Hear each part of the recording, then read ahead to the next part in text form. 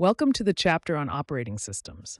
Operating systems are essential software that manage computer hardware and software resources and provide common services for computer programs.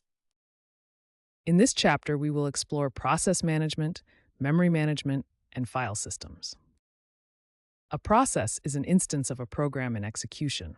It includes the program counter, registers, variables, and the program's current activity.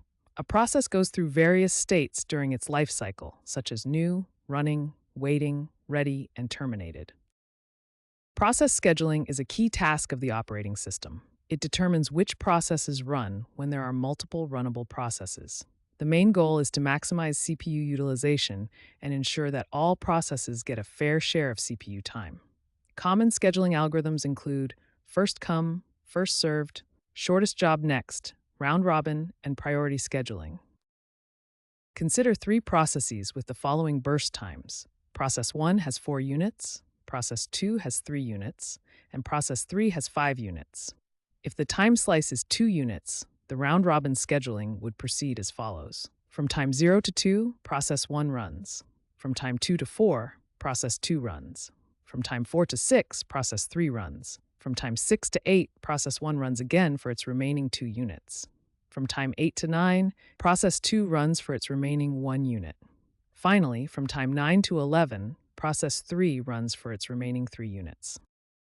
Memory management is the functionality of an operating system that handles or manages primary memory.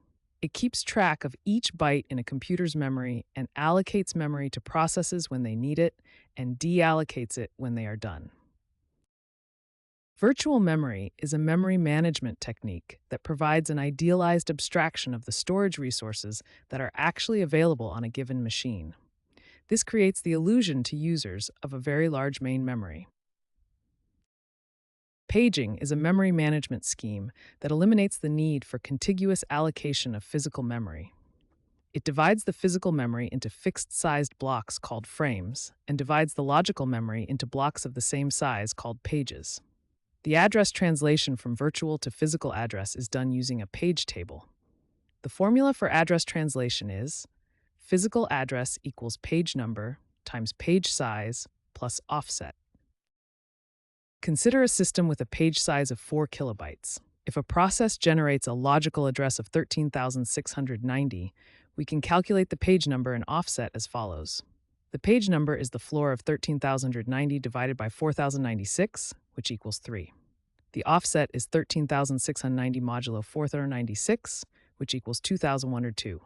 Thus, the logical address 13,690 corresponds to page number 3 and offset 2,102. A file system is a method and data structure that an operating system uses to control how data is stored and retrieved. Without a file system, data placed in a storage medium would be one large body of data with no way to tell where one piece of data stops and the next begins.